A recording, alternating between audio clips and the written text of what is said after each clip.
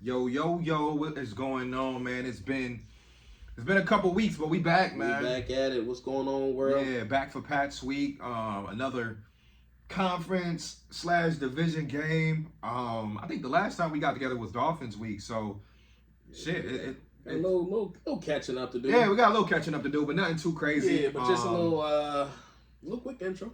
As you know, we are in the zone with V and Z. With VNZ. Make sure we put the title out, which we missed half the time. But I know, because we just start blabbering and just start talking, and sometimes we just get right to it, and we forget to mention the name of the pod. But if you've been following us for a while, or if you've just been catching us when you can, we definitely want to say we appreciate you. We on Spotify, Apple, YouTube. We around. Yeah, you know what I mean? You can follow us on Instagram. I think it's in the zone coverage. If not, we'll put it in the description, etc. So again, we appreciate you all, but we glad to be back, man. We back in the basement. As you can probably see in the background, we got a little 98 Flutie magic going on, a little old school rivalry type game. Back when the Patriots was a little something, you know what I mean? Drew Bledsoe might have been quarterback, you know what I mean? C. Thurman running the ball, Ruben Brown on the power, but let's rewind a little bit, because obviously we ain't catch y'all last week, and it was Giants week. You know, we ran into our old friend Brian Daboll, Tyrod Taylor. It was a bunch of them. It was Matt Breida, Isaiah Hodgins. It was probably a couple more. That Justin Pugh on the line. I said, man, he ain't been on the Bills in 6-7 years. Yeah, and what he said in the intro, I heard he said straight off the couch or something like that. I mean, he pretty much is. He was signed straight off the couch. I say, yo, that's what y'all got starting. Yeah, man. Them boys was down bad. They was down bad, but they fought, man. And I kept telling people, like, I didn't know what the score was really going to be, because it was kind of hard. That's why, I ain't really win nothing from the game anyway, but I stayed away from the spread. That spread was like 13, 14, 15. I'm like, I ain't touching that spread, because I do know one thing. When you playing a former coach that was in your facility, that's from the town, when you playing a backup quarterback who could potentially be better than the starter, and a guy who has history here in Buffalo as well, I'm like, yeah, they might keep it on 15 close. Is a hard spread to cover regardless. Regardless. Yeah, it's NFL, man. You never know. I mean, before we get to the game, if you look around the league, week 6 was wacky. Yeah, nothing went the way to plan. Cleveland pulling off an upset. With their third string quarterback. And mind you, they got a great defense. And I think that keep them in almost every I think game. that's my takeaway, though, honestly, of kind of the whole week, is that defense won games. The Jets kept them around. Cleveland kept them around. Giants kept them in the game. Yeah, the Giants defense. And their defenses. And our defense just played better. When it mattered. I'll say it like that. Hell, our defense kept us in the game. Right. Like, we held them to field goals when it mattered. We made a nice stop, flag or no flag. We made a nice stop at the end. A couple goal line stands from our linebackers, safeties, corners who came up and protected the end zone. But, yeah, around the league, it was some low-scoring games in the teens. Obviously, Miami did what they did, and people going to continue to show them love, which, hey, as an offense, they have brought it every single week. Outside of us holding them to 20 points, they've been running through everything. While the defenses haven't been there, but at the end of the day, they still putting the points up. I mean, no matter who you play against, what they're doing is impressive. You give Mike McDaniel a ton of credit. It's almost like Shanahan, out there in San Fran. Like, same system. You find a system that works with your players and your skill sets. And Miami. Speed on both sides. Everywhere. Tight end, they got the running backs that you want. Every position is just fast as fuck. So, they doing what they got to do to win games. And like I said, no hate towards Miami or their fans. Like, hey, keep winning. We'll see y'all at the end of the year. I'm looking forward to that January matchup. They got the number 1 passing offense, number 1 rushing offense. Lighten it up. Per yard. I'm just still glad we beat them up. Because, like I said, if we would have lost that game, and had they right now been 6-0 looking the way they look, and I would have been scared. 3-3 or whatever. Man, that wouldn't be. I would have been a little shaking in my boots. Like, right now, I'm confident. That division be a wrap. Yeah, right now, I'm confident in the Bills still, even with their struggles. You serve and beat Miami again, and you right there. But I'm also looking at it like this, bro. With all our injuries. We may get a couple back in a couple months, but with all our injuries, guess who's still standing tall? The franchise quarterback. I still got my franchise wide receiver. I still got, at least for right now, 2 out of my 3 top running backs. I get my other rookie tight end back this week. So I'm just looking at it like, as long as my most valuable players, especially on the offensive side, can stay upright to balance out what's going on defense. Because mind you, they still balling on defense, but they hurting on defense. Yeah. They without 3 very, very good starters, all pro level each starters. Level. That's the thing. So right, on each level. And secondary. So if my offense can do their part, which we'll get into in a few seconds here, then I'm feeling okay. So speaking of offense, Giants Bills 14-9. We win the game. Obviously, a win is a win. What was your, I guess, 2 biggest takeaways from that game? The ugly win is better than a pretty loss. So as much as I hated about the game. Yeah, give me that. I bet Philly would have loved to win that game. Give me the dub. Or 49ers would have loved to win that game, as ugly as those games were. So I'm just happy we're able to pull it out because we've been on the other end. Shit, Jacksonville was on the other end of that. Yeah. I mean, that's an ugly loss a couple of weeks ago that we almost somehow pulled out, which we shouldn't have. And it's just same with the Giants. We probably didn't deserve this game either. Nah, we didn't. But your quarterback makes a couple plays, and your defense come up with a couple comes stops. up with a stop when it matters. So my 2 points. Taron Johnson might be the most underrated or underappreciated or this unknown defensive player in the league. Yeah, and remember now, I just want to pause right there because I thought about it when I saw somebody tweet that, and I said, it's funny because just 2 years ago we were saying the same thing about Matt Milano, and then Matt Milano finally started getting recognized. Right, last year All Pro. And then you watch Primetime Bills and you see 58 show up everywhere. So now everybody knows about Milano, pretty much. If you're a real sports fan, now it's like Taron Johnson is like we've been talking about Taron Johnson now in Buffalo for like 4 or 5 years. He's literally the reason they can run the defense, right? The nickel defense, right? Is just because you have a player of this run caliber. Support, middle of the field, down the field, everywhere. And if you want to go back and look at the history of the Bills now over the last 3 years, some of the biggest plays made were by him. Taron Johnson, bro. Baltimore, of course, we already know he should never have to buy a drink in Buffalo. By the way, like I don't even think he gets appreciated sometimes enough by Bills fans here. That's weird, right? Like we always talk about, this player should never buy a beer. I never hear Taron get brought up in that category where it's like he should be able to walk on water in Buffalo. Because he really should. Because he won that game. He's the reason why we went to the AFC Championship. You go back to Kansas City last year. He makes that diving interception. To close out the game. To close out the game. So it's like, I hope Bills, while they're saying he's the most underrated player in the league on defense, I hope they start to actually respect him as such. Yeah, I need to see a couple more. I wish slot receiver had his, or slot corner had his own Pro Bowler. Yeah, because he'd be in that combo with Darius Slay. He's right up there with the best of the best. Like, consider slot. I'm trying to think about that. He plays on the outside more. Okay. Yeah. Okay. He can kind of drop down inside too. But yeah, I just watching him play and the plays he makes and the versatility. Like my man is 180 pounds soaking wet, and he is all over. Down, taking on guards, taking on fullbacks, making plays, covering tight ends, hitting boys. Darren Waller is tall as a fucking tree, climbing, and granted with a little bit of help, but it's still making plays. Game, but it's just he is such an important part of this defense. Like when he went down a couple weeks ago, granted for a couple plays, when he went down after it was the same game as Milano and as Daquan Jones. And when he went down, I said, "Oh, it's a wrap." Because I'm like, if they lose him, that changes the entire foundation of that defense. And the thing is that they got, like, I always preach about the Bills' depth, and hopefully Sunday showed even more while we talk about depth here, because they were still able to hold him with 9 points with a banged-up defense. But, like, behind him, they got guys, but they're just not on his level. Like guys. Cam Lewis, Saran Neal. They're NFL players. Right. Could they get you through a game? Of course. But Taron Johnson level impact, where you get a key breakup, you get a key interception, you get a pick six. I remember even the Steelers game. We ain't even mentioned that. The Steelers game a couple years ago, he ran a pick six back on Big Ben, I think it was. Yeah. And the thing is, when a good offense comes into town, you don't even think about who their slot receiver is. Cancel it out. It's like, okay. Anyways, who on the outside? So exactly, who on the outside? Really, that's we know Taron gonna hold his own on the inside, and you don't want to take that type of player for granted. Nah.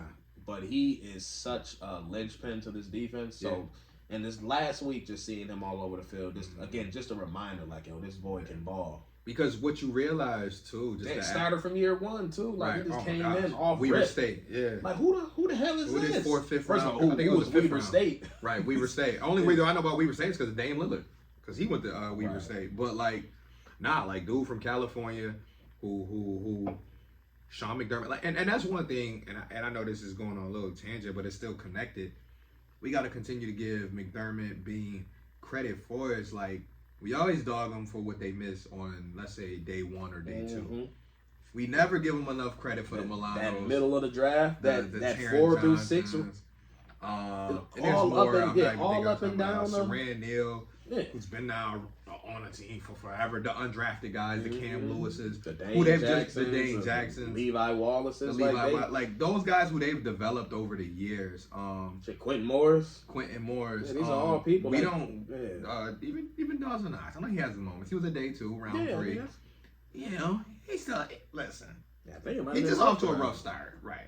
But he just does a bunch of dirty stuff. Yeah, he does the dirty work. He does a lot of dirty work. But like there's some footballs we want him to catch. He just can't catch the balls off his toes, man. Right. Those, if that ball's underthrown, it's a wrap. It's a Rizzy, but ain't happening.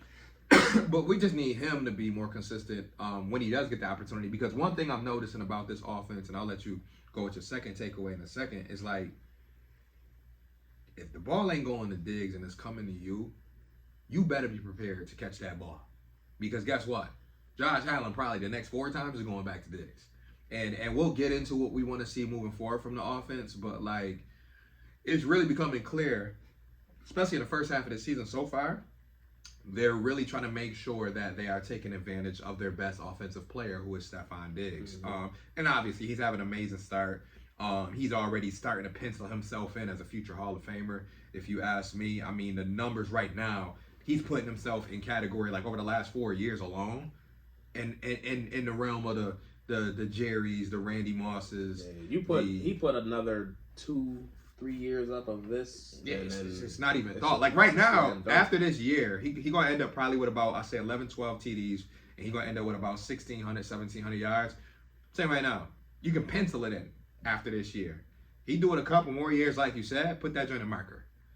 Because it's just about consistency. It's just about finding ways to get open, finding ways to catch the ball in pressure situations. But we'll get into Diggs later. But I will say, offensively, those other pass catchers and even Dorsey, we got to see a little bit more from the others when it comes to the passing game. You know, we can talk about the running game and how they look, but in the passing game, you know, is Davis not getting open enough? Is Dalton Kincaid, when he's back on the field, is he not getting open enough? I'm seeing on tape that they are. So what are we telling Josh? And what is Josh seeing?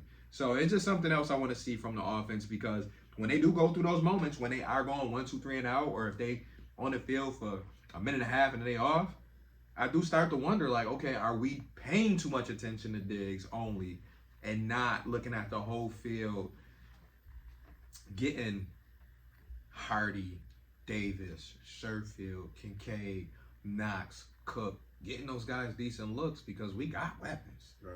This is not we need to get Julio Jones or we need to get no. I don't want to hear none of that stuff. No, we got guys.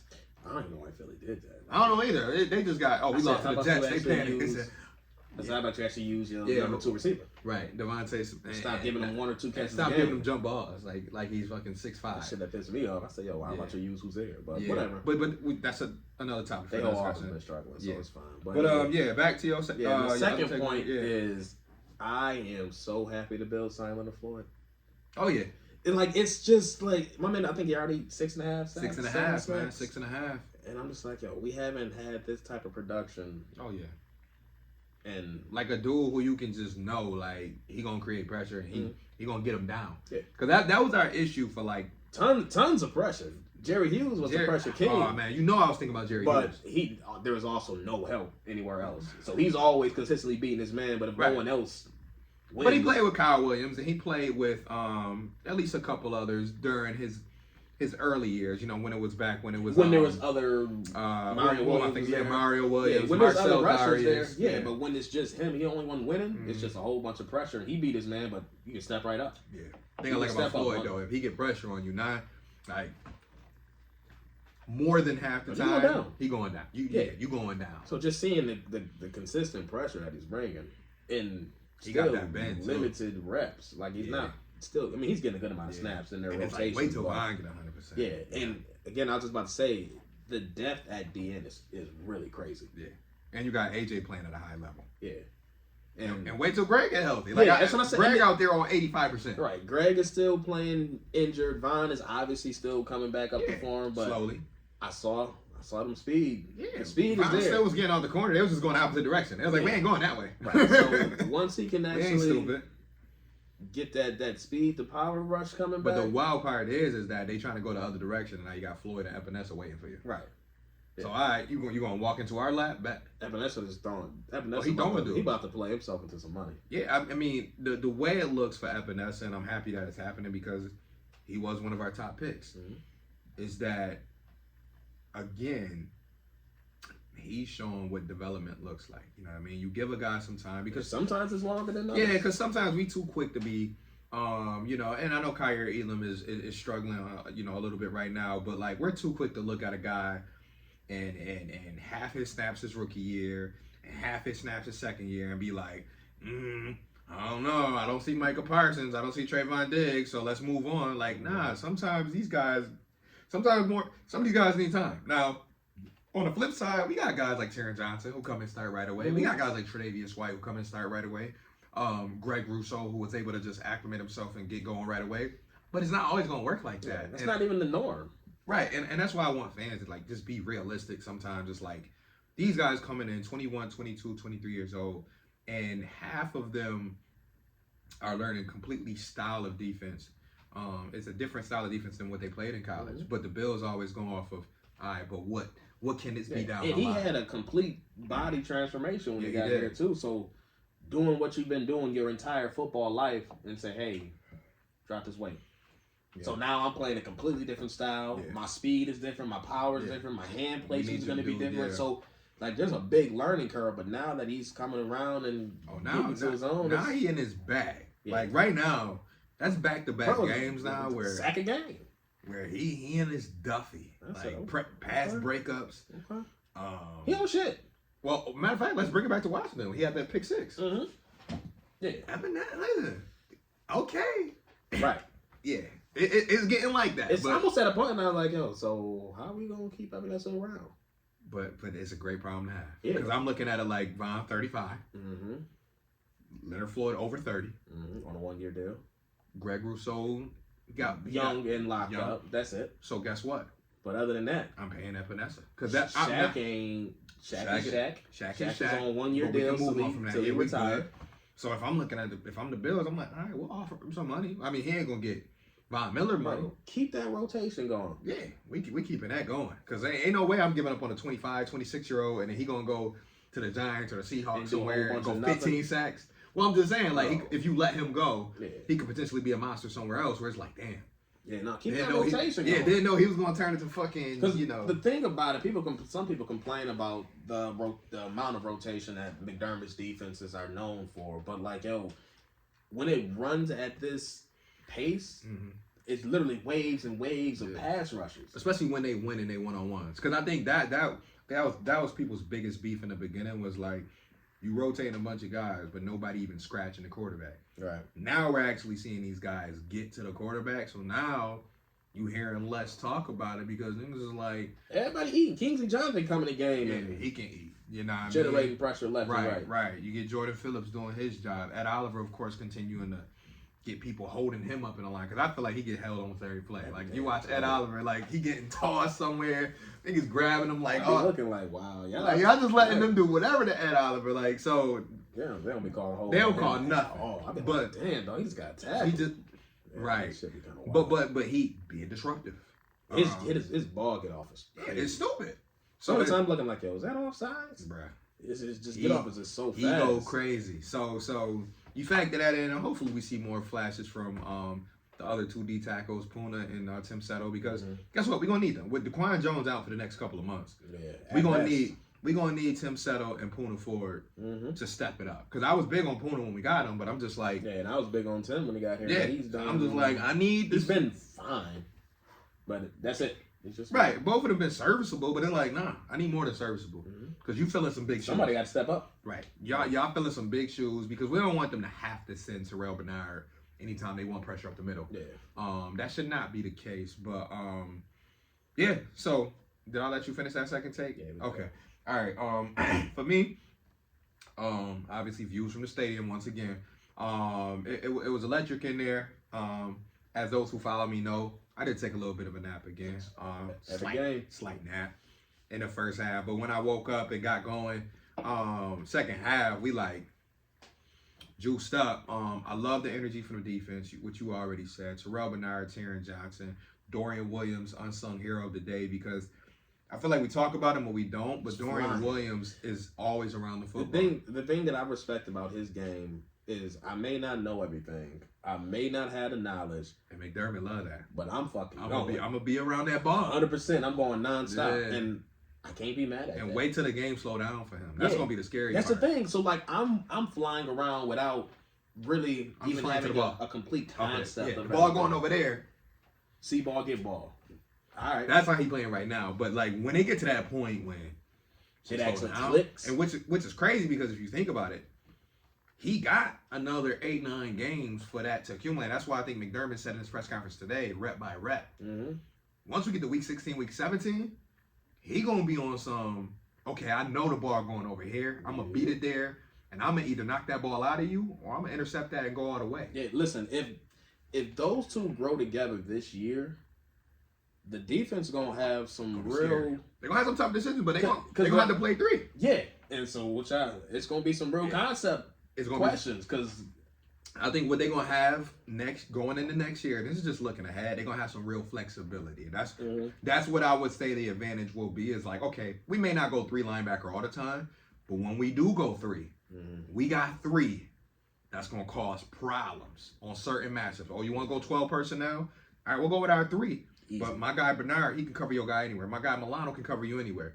Or my guy Dorian Williams, he a thumper. He'll come inside and take your running back head off. So it's like they'll have some options going into next year where when they do want to use 3 linebacker sets, or when they do want to switch it up between the 2 or 3, they're going to be able to do it and feel confident, because you got 2 of those guys who are former safeties, in Terrell Bernard and Matt Milano. And Dorian Williams got the range of a safety because he paying at 228, 230. Yeah, so man, yeah, like, he was flying though. Yeah, his potential was crazy. Like I said, I saw the flashes in preseason. I saw a little bit of his tape at Tulane. I think I saw a couple games where he had like 20 tackles. So that had already kind of let me know, like, all right, this dude got a nose for the ball. Kind of like what I said about Terrell Bernard at Baylor. His tape at Baylor showed he can get to the ball. Yeah, it was just, when was it going to translate into like us seeing it in a Bills uniform? Bernard has been such a breath of fresh air.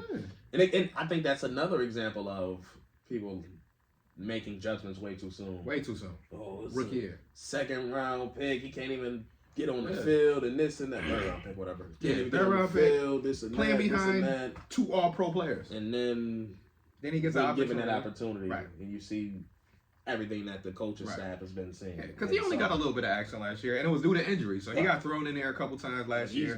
He is not this moment not too big for him at all. Oh, nah. You can tell he put his head down. Yeah. And I think they already said it. They like, he moves like a veteran. Yeah, he just works. Like, he puts his head down. You can see when, during the games, his communication is crazy. It's just nonstop. He's leading this defense. And I like how he said, like, when he get in football mode, like, there's a switch. It's kind of like Milano. Like, Milano is this mild-mannered dude, but it's like when you see him on the field, he fired up. Yeah. That's the same thing with Bernard. Like, that's why I kind of miss seeing them 2 on the field together, even though Dorian is doing a great job, because them 2 are very similar, where mild-mannered, away from the stadium, once them lights come on, them boys is juiced up. And like I said, like you said, those 3 linebackers together in the future could be scary. Yeah, and they're doing so many, like, obviously the defense as a whole is still the same McDermott defense, but there's that linebacker play is much different than what has been done in the past, because they're not asking him to do the same thing that Edmonds do. Right. Their roles are much different. Yeah. And it's tailored to the athleticism and the skill set that these two have together. And that's not even taking nothing away from Trey Edmonds, because Edmonds was athletic too. It's just that it was different. Yeah. His was more based off of length. All right, we're going to drop you back in coverage 20 yards. Your range and just put your hands up, you know what I mean? Like you playing zone. I can shut this whole middle down. Right. Now with Bernard, they like, nah, we need you to follow that tight end 25 yards up the field. Or sometimes we need you to shoot the gap. But his drops in the zone are so fast as well. Like he just has a knack for getting to that spot and making a play on the ball too. Like one thing he does have way over Edmonds is ball skills. Yes. Like it's just a natural knack that he has, and Edmonds didn't have a pick last week though. Right, and most of the time he not missing the gap, because that was one thing about Edmonds too. Sometimes that people got frustrated was like Edmonds hit a gap hard, but it might be the wrong gap. Now he swallowed up by a guard, and now he trying to fight back to get the guy, and the running back is already at Poyer and Hyde. Yeah, but one thing I will say too, these linebackers definitely are at an advantage of having a much more consistent D-line in front of them. For sure. Well. So, I mean, that definitely plays a part. But again, you still got it all works together. But at the end of the day, there's still things you need to do whether your D-line is doing it or not. Right. And this is not even saying that their run defense is great. Like, their run defense still needs improvement.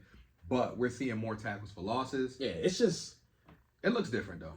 93% of the game, the run defense is good. They just... 2 or 3 times. They I don't know if they're losing sleep. I don't know if it's just gap integrity, for McDermott's words, on a handful of plays per game, and they just get gashed on them. Yeah. But it was the same thing. They kept Barkley in check for all game except for one drive. Yeah. One drive he ran off. They just kept running that back to back. Yeah, they just kept running that damn zone trap counters, whatever it was. Yeah. Trap and then boom, 30 yards. Boom, 33 yards. Cute. Cute. No touchdown though. But they ran that shit the next drive and shut down. Yeah. A couple deep passes. Bernard was right in that hole and shut that down. Yeah. But what I like to do is move on, because obviously that game is in the past. Excuse me. Like we mentioned, the Dubs. Is it? It gotta be. I didn't get the chance to talk about that offense. Yeah. So offensively. Yeah. No, that you can't do that. Yeah. You can't show up in the fourth quarter and just expect that to be enough. Yeah. That's 2 weeks in a row, though. Yeah. Because that's the same thing that happened to Jacksonville. You ain't start really moving the ball and doing anything consistently until the second half. Right. And this time it was the fourth quarter before you even put points on the board. Right. And we know what helped out, right? You run the ball because they're backing up, right? So you run the ball, you're getting 7 yards here, 5 yards here, 6 yards here.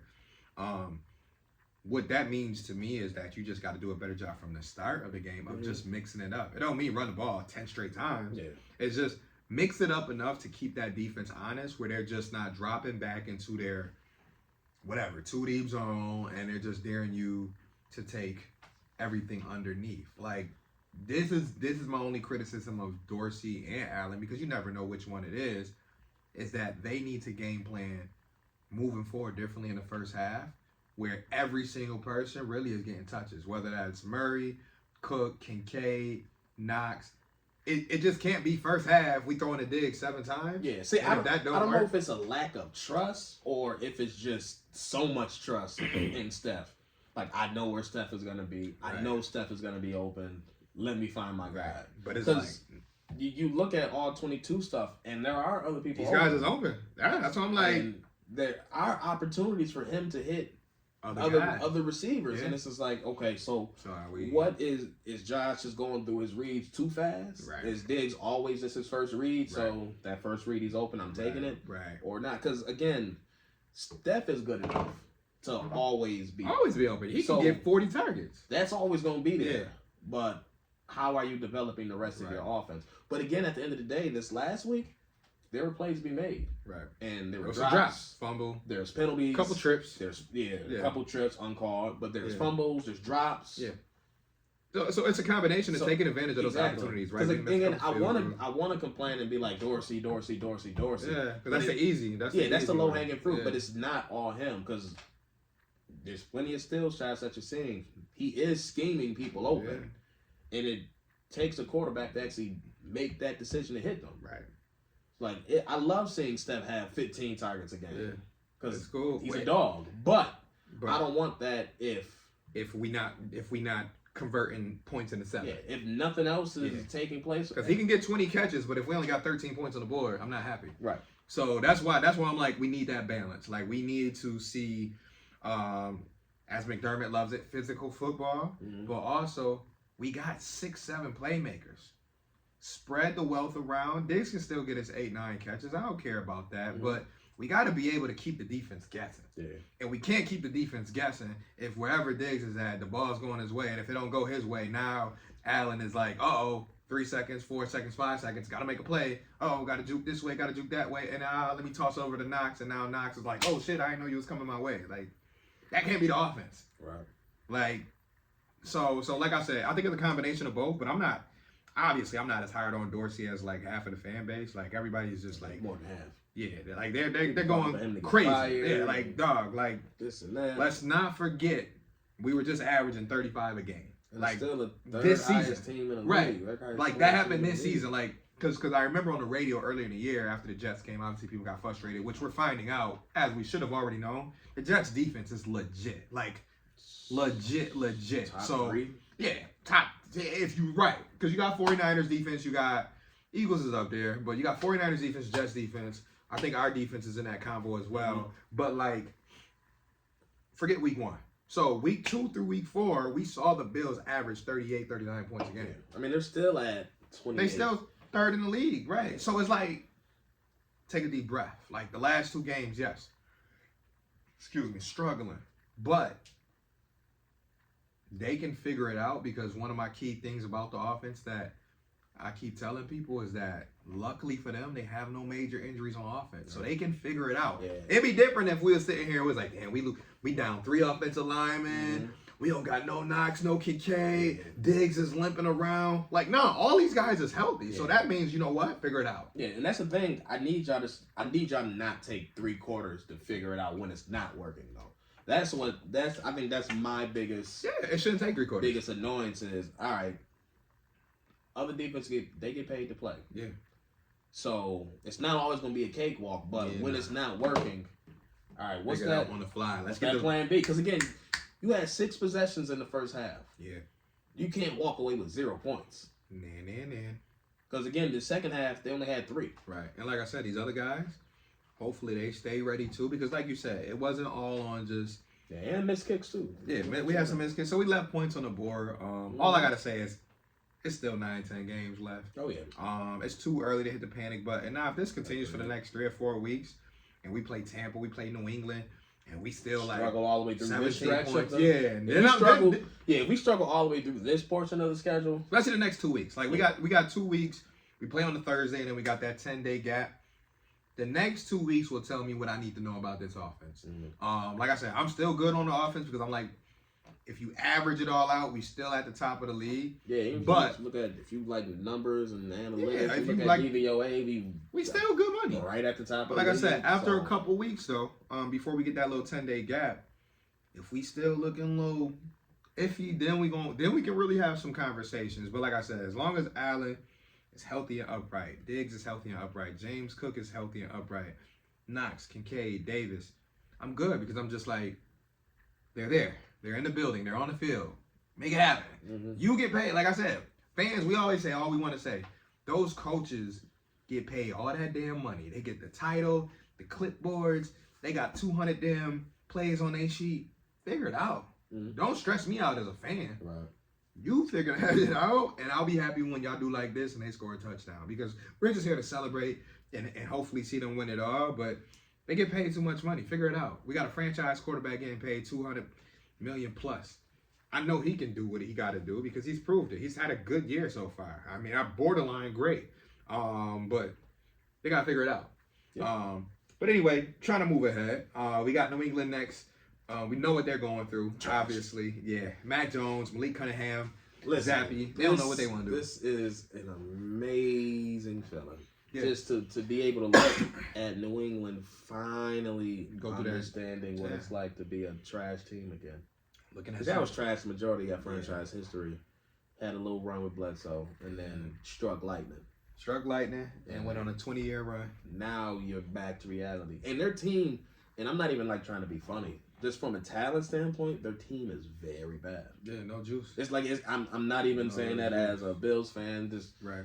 shitting on New England. Like, even an unbiased person who looks at the league, looks at their roster, like the talent is not there. People came into the season saying that, and it was just like, I remember the convos was like, are they waiting for like some type of big free agent to come? Because I'm just like, Nothing. The skill positions, what is your best player on offense? Juju? And then you go ahead and you get Zeke, and it's like, okay, so you going to go Zeke. They said run it back.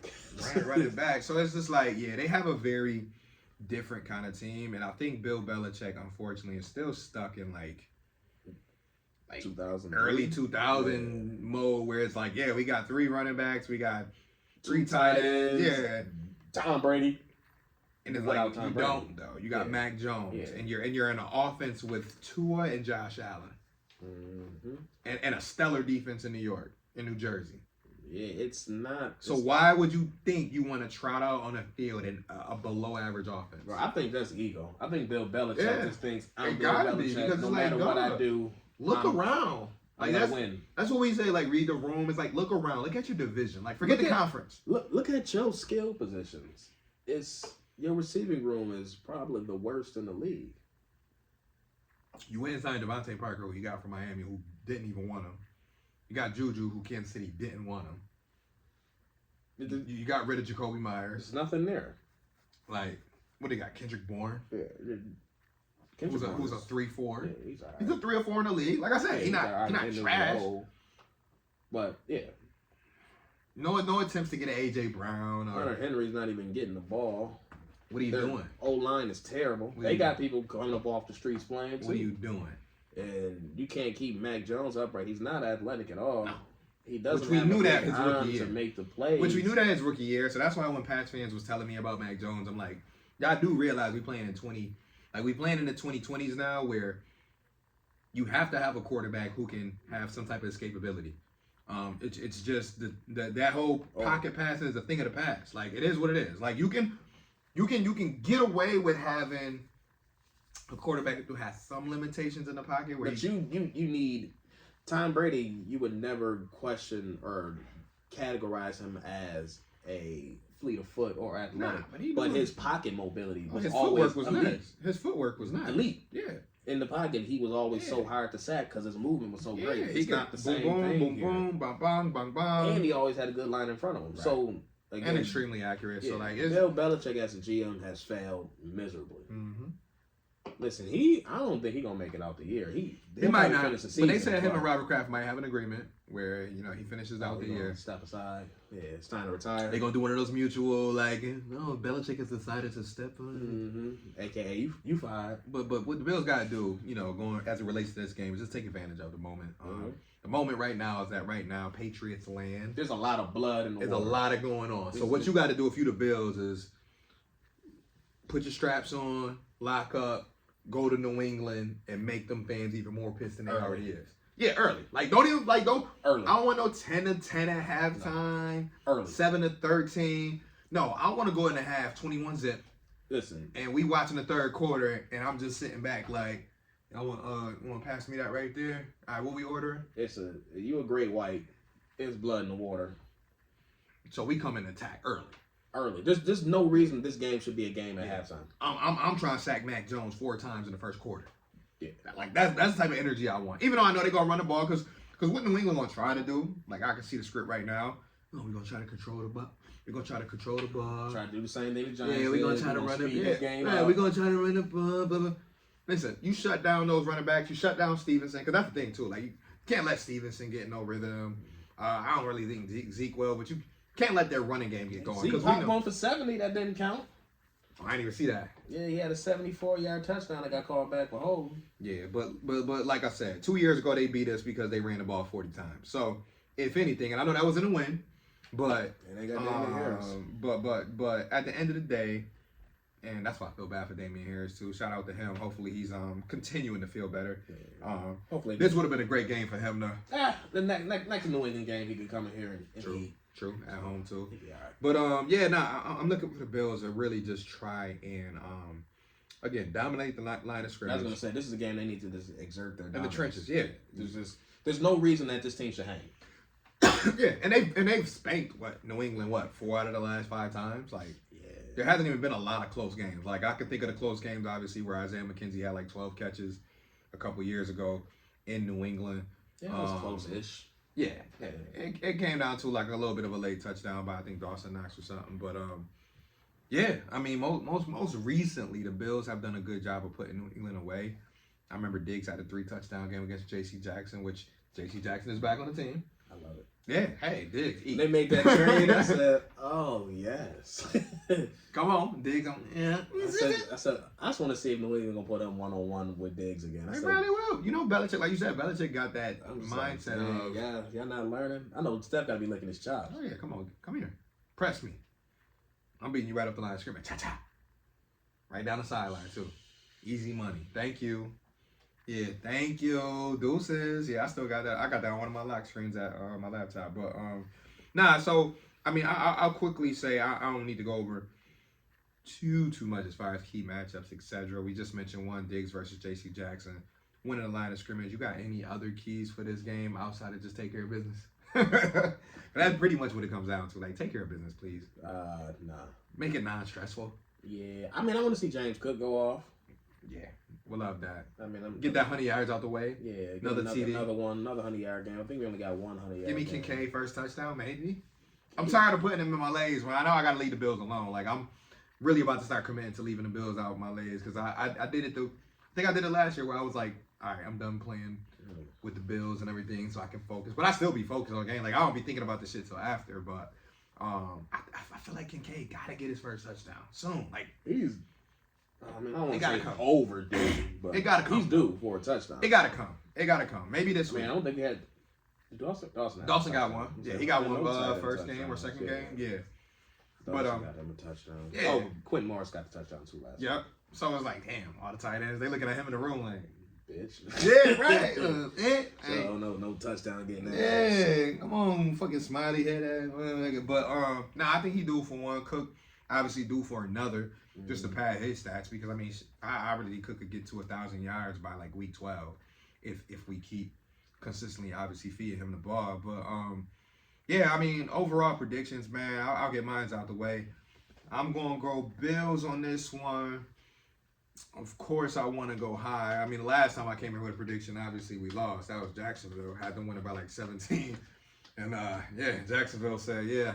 About that. Yeah, about that. How about y'all score some points first? But in this one, I'm gonna say it has the potential to get rowdy, but I'm gonna say Bills jump on them early, make a statement, cruise in the fourth quarter. So I'm gonna say like 31. Man, this would be a whooping, but I say 31-7. 31-7. I ain't even giving them double digits because I'm like we talked about. I'm looking at that offense and I'm like, who legit getting loose? Maybe get loose in the third, fourth quarter, but I think we can shut them out in the first half. And if we shut them out in the first half, and you forcing Mac Jones to pass against that defense, nah. I'm predicting a blowout. Okay, I mean mine's is a blowout, but you talking further than that? We talking 50-0? 42-6. I honestly I have zero hesitation even saying it. Okay. Like, the spread is smaller this week than it was. Yeah, it's like 8.5. So I was like, oh, this is like, I kind of want to take that, but it's like, I told you, I do that with the Bills, and the Bills. I just do not think this is going to be a contest. So this is definitely a Bills bet to spread. Yeah, this is a game where the offense is coming off of two duds, mediocre performances. Yep. And they're going to come one to score. A defense who is going to smell. Yeah. Leonard Floyd, what, 2 wounded sacks? Animal. 2 sacks from I Leonard. think Von's going to get his first sack of the year. I think Epinessa's going to get another one. Yep. I mean, I'm predicting 42-6. Okay. I'm predicting at least 5 sacks. Okay. I like 2 interceptions. Like, I do not think this is going to be a game. Can I get a Kyer pick? Nah, that's me asking for too much. I think if both other corners are healthy. I like that the fact them 2 rookies are playing together. Kyrie didn't even play bad last week. He gave up one long pass. He had the flag. Denver gave up the one long one too. But and then they had late deflections. Yeah, and Kyrie I think gave up like 4 catches altogether. But he getting shit on this week too. I'm just like, relax. You're right. It's once again. Let's jump on a young player. Like I said, my man has all of 5 starts in his career. Yeah, just ready to take him to the curb. Exactly. But typical Bills fans. But whatever.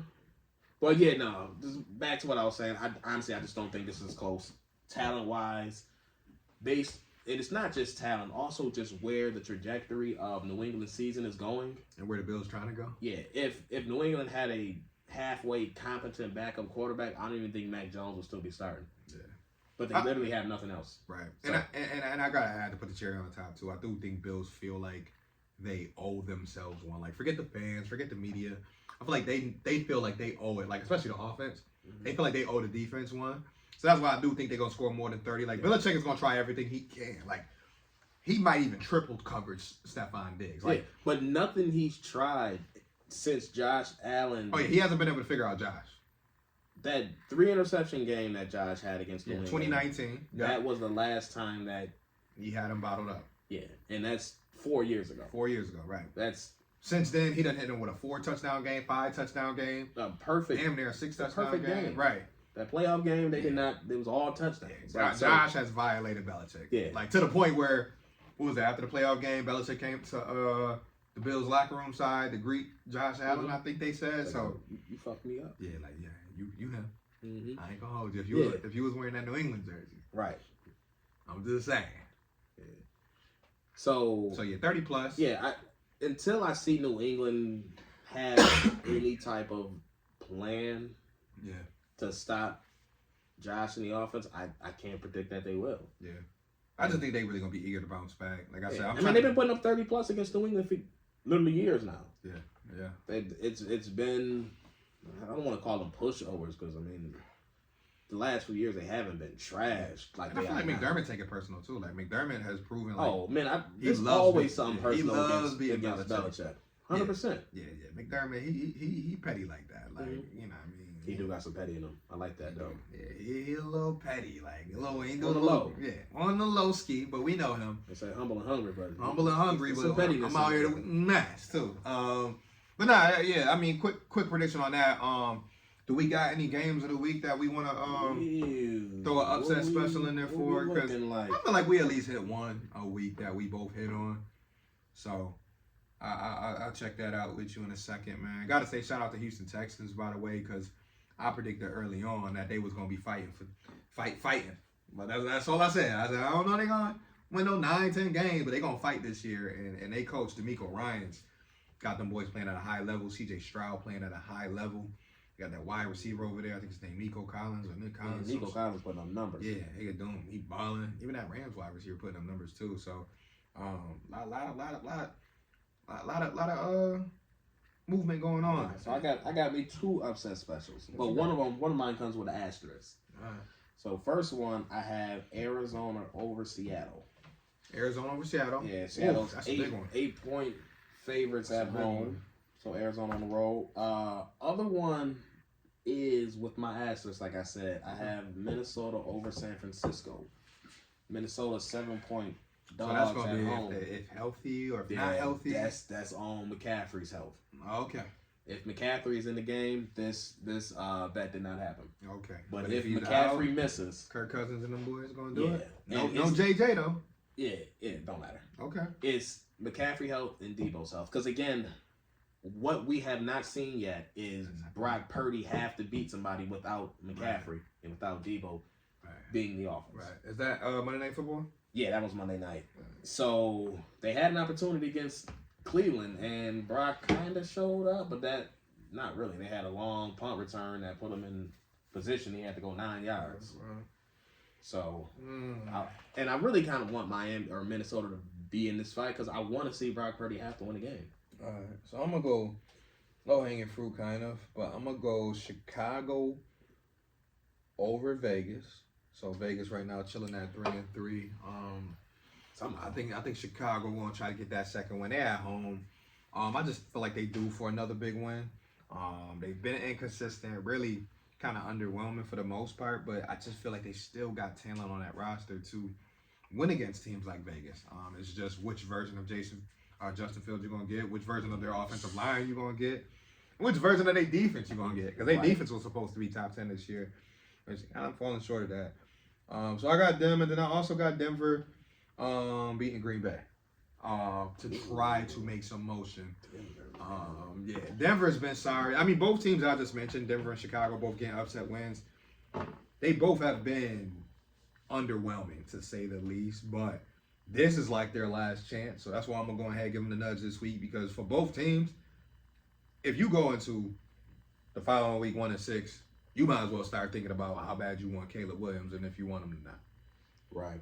Because I'm not saying Chicago should move on from Justin Fields, but if you're Denver and you're paying Russ all that money and he can't even get you 2 wins going into week 8, it's about that time. Have that convo. Figure it out. And say, how we going to finagle this so we can get him up out of here, because this Russell Wilson experiment not working. Because he was supposed to have y'all boys competing right neck and neck with Patrick Mahomes. I see Jerry Jeudy. I'm just like, somebody come rescue that man. Yeah, he frustrated. You know, he got Steven Smith in his ear, which was funny. Somebody rescue that man, because he's way too much of a talent to be stuck. Shit, Cortland Sutton too. There's a lot of weird stuff going on in Denver. There's like way too much talent on that team for them to be Patrick this Surtain bad. at corner. Like, listen, if I'm the Bills, I'm calling. Hey, y'all sure y'all good over there? I'm just saying we got a package we can send y'all. I got a 2 this year. Yeah. You can have a 2 and a 3. Listen, what's up? I got a third round compensatory pick. Listen, what y'all want? How that 2 and that 3 look? Listen, well, I send you Balin Spector and right. Start getting real creative with it. You know what I mean? What you want a Khalil Shakir, Balin Spector, and a future 4th round pick? He went the boys. He from out there. What's good? Yeah, like figure it out. Yeah, because we got depth and we got draft picks. So yeah, and the thing is, we're gonna have to start looking at life without Trey soon. Yeah, pretty soon. So it's just like you might as well lock him in your lockdown corner, because the way McDermott's it's a proven defense, commodity though. Right? And that's in McDermott's defense, he needs a lockdown corner. Mm-hmm. This one, right? Other one, and he was hoping it was going to be 2, because obviously Kyrie Irving was supposed to be the second one, which, again, I'm not ruling it out because it's still year 2 for him. But like, McDermott would love to have 2 great corners, but 1 great corner would still work in his defense. Obviously, we know the safeties are getting older. This is probably the last year that we'll have both. If one lasts until next year, we'll see. But it's definitely Poyer last year. So I don't know. That boy beat up. Yeah, you can see like that. He thugging through, but he thugging it. But it's like, it's taking a toll. Man. We know, because we've been here as Bills fans long enough to watch Poyer when he's healthy, when he's himself. To like, know, he's out there moving, but it's he a shell of himself right now, and not even to say it disrespectfully, like, because he's still a starting level safety in this league. Like, he could still start on 31 other teams. It's just, we know all pro. Mm-hmm. We know all pro at the line of scrimmage, tackle for loss. Yeah, I think it's just physically. But he just beat up. We know can step back deep 40 yards, pick a ball off, run it 30 yards. Like, that's an all pro. Yeah, it's still there. I just don't think it's played and play out. Nah, he trying his best, and that's why I said, like, when it come to heart, when it come to like all that's there, ain't nothing. And that's he never going to be a fight. question. And I think Micah Hyde still got a couple years left in him. But It's just starting to pile up. Because you think about the last couple of years, he literally last year have been doing it without Micah Hyde. Yeah. He was trying to just. Last year, I think he done had 6-7 injuries last year. He fought every one of them. That's why I said, shout out to Poyer, man. Like, when his time is done with the Bills, like I said, if it is this year, I got nothing but the utmost respect for. Big salute, man. Because that dude, 21, ever since he came in here in 2017, immediate impact. Three picks a year. 3 to 4 picks a year, guaranteed. Because you knew who Michael Hyde was. We knew Michael Hyde was. It's Jordan Poyer. Yeah, Jordan Poyer. From Cleveland. Yeah, Cleveland. Oh, he played special teams, and then he showed up and was he like that? And yes. Yeah. So shout out to Jordan Poyer, by the way. But yeah, all in all, McDermott is his defense works well when his secondary is strong. Mm-hmm. He loves a great pass rush. He loves his linebackers, but he loves a good secondary. So hopefully, If the Bills don't do nothing at the trade deadline, we'll see. Yeah. But hopefully they can add maybe another piece to that secondary. And shout out to McDermott too as defensive coordinator because he's been because he was getting sparked on a little bit in the summer. People was like, oh no, he been in his bag. Yeah, the timing of his pressures and the creativity of. It looks like there's so many more blitzes taking place than what there really is, but half the time it's still just four coming. Yeah. And someone's dropping off, or it's just simulated rushes, and I'm just like, again, all right, Sean. Again, I see you in your bag. Again, that's his bag. Right? Like that's. He's like, oh, this is what I do. Yeah, that's what it's like bringing an offensive genius as a coach in, and then finally after 6 years, you're like, all right, you can be offensive coordinator too. Oh, no, like, wait, that's what I do. That's my thing. Yeah. Shout out to him on that. Other than that, because again, they were just I'm sorry. What the heck? Ecky. But even going against a subpar offense and the Giants last week, they still made stops when they needed to. Yeah, timely adjustments big when plays. they needed to. Yeah. Tyrod Taylor is a higher quarterback to get to and sack. Right. But they kept his legs reined in. He did what he does. He made a couple nice touch passes, which he's always known to do. He be dropping that shit in the bucket, man. Every time. Tight. You give him a couple seconds. And that's why I said, like, Bills fans, like... Like, y'all don't remember them passes? Nah, no, he ain't do nothing, though. All Andy Dalton. Y'all forgot when he was connecting with Sammy Watkins for 50 yards. To Percy Harvins for 6. Like, stop playing, y'all. The boy catch was the nail in the coffin, absolutely. Listen, stop but playing. Don't act like... Yeah, don't act like he ain't had to win a couple games. Yeah, there was games. Excuse me. I remember games. Offensive line just wasn't blocking for Tyrod, and he just had to make magic happen. Like, y'all forgot where the name T-Mobile came from? Right. Oh, y'all thought he just ran for 6 yards and game over because he picked up a first down. No, he would make shit happen. Mm-hmm. So don't forget. Like, I saw that debate and I kind of left it alone on the timeline leading up to the game. I said, oh, y'all boys out here fronting. Yeah, y'all don't remember. Or y'all choose not to. Y'all choose not to remember because y'all want to give credit to Kyle Lorton. Y'all want to give credit to Ryan Fitzpatrick. And it's like, y'all naming guys who didn't get the job. Get us to the playoffs. Yeah. He helped us get to the playoffs. Like, whether it was in week 17 or not, Kyle Lorton, what happened week 1 through week 16? Quit on a fourth down run. So my question has always been, when they say whatever Andy Dalton, I'll be like, all right, so what happened week 1 through week 16? Mm-hmm. Like, all in between those games, he just... Nothing. It was just Andy Dalton? In week 1, week 2, week 3? Yeah. That don't make no sense. Stop it. Yeah, the team needed a little bit of help to get Stop it, please. Y'all lucky I don't be involved in all that Bills Mafia stuff, because I pick and choose. You mean high school? I pick my... Yeah. Oh, yeah. Hello, man, listen. The Bills Mafia Twitter can be so stupid. I like to put it. There's been times where I literally muted Bills Mafia on Twitter just because I'm like, stupid. Yo, this is like high school. Yeah, y'all stupid drama and I don't do it. Some shit is just weird. Like I said, I'm here for the jokes. I'm here for the jokes and the memes, baby. And sometimes some cringy, and I'm just like, this is uncomfortable. I'm doing a lot. Yeah, doing too much. Relax. Right, just relax a little. Enjoy the game, man. It's like I said. Remember that you are just a fan. And people get so high strung about it. I'm like, y'all not even enjoying this. This is supposed to be enjoyable entertainment. Entertainment is a key word. Yo, yeah.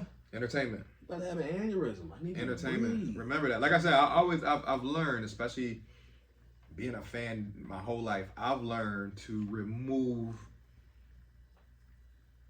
putting all that weight on me to be so worried about the Bills where it affects me. Yeah. My everyday life. Like, I learned to separate that. Like, I mean, this is like 10, 15, probably in the last 10 years. I was like, nah, I can't do this. Yeah, I finally, and it just happened probably the last 2, 3 years. Yeah, maybe it did. I learned to not let a loss ruin my entire week. Boom. Yeah. You took that loss against Jackson, I was like, damn. 24 hours. Nah, bro, I was mad for about 45 minutes. I was like, all right, cool. Yeah. Get on with my day. Listen, I ain't gonna lie. I'm still a 24 hours person. Sometimes it's less than that. But, like, I still live the 24-hour rule because I'm just like, give me the Monday afternoon. Give me the Tuesday. Give me the Wednesday. I'm chilling. I'm like, shit, who we play next? Yeah. Because the season only 4.5, 5 months. Right. So it's like, it's only so long you can enjoy it while you can. Yeah, it's because, and the thing I love is, like, it's not like the game is every other day. The thing I love is that before you know it, it's next Sunday. Mm-hmm. All right, who we playing next? All right, boom, we got. All right, time to get ready for them. All right, on to New England. Yep. On to the Giants. Like, You got to get over it. And if you try to think that you're a GM and a coach and all that, you're not. Plain and simple. Bills have a head coach. You're not it. Bills have an offensive coordinator. You're not it. And I just need more fans to just realize that. Like, stop it. You're a fan. That's it. That's my rant. That's my rant. But nah, we've said enough, man. I'm hoping y'all took enough from this episode. Obviously, been a couple weeks, but we glad that y'all been waiting patiently.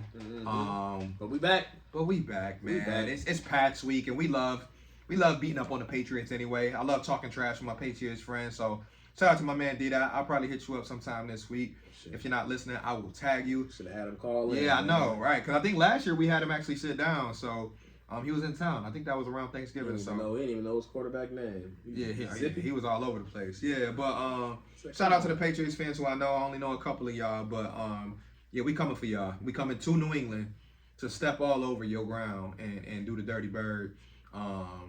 Yeah, clam chowder. We throwing that in the stands. Like we getting disrespectful. Because we owe it to ourselves. We were disappointed in how we played last week. So now the offense got to hang 40. Sorry. 42. Sorry. Okay. But nah, that's all I got. Did you have anything else, man? Hey, shout out to the Sabres. Shout out to the Sabres for sure, man. They won in the Thriller the other night. I know they got another game coming up too, but good to get that first one out the way. Home game. Doing it in front of the home crowd, and guess what? You gotta take care of home field. Look at Val talking like he know what he's talking about. Hey man, I actually watched the game. Hey, my man is growing. I tried to lock in and watch it, man, and it was a good game. Yeah, I'm hoping that the boys keep it rolling. Yeah, shout out to my guys. Got the youngest team in the league, but we going places this year. I feel real good about this team, but there's plenty to come on that. But either way, we gonna sign off for this week. As always, like, share, subscribe. We appreciate y'all for kicking with us for another week, but we will catch y'all next week after this big Patriots dub. Oh yeah, we're gonna celebrate, and you already know, go Bills, and see y'all next week. Go Bills.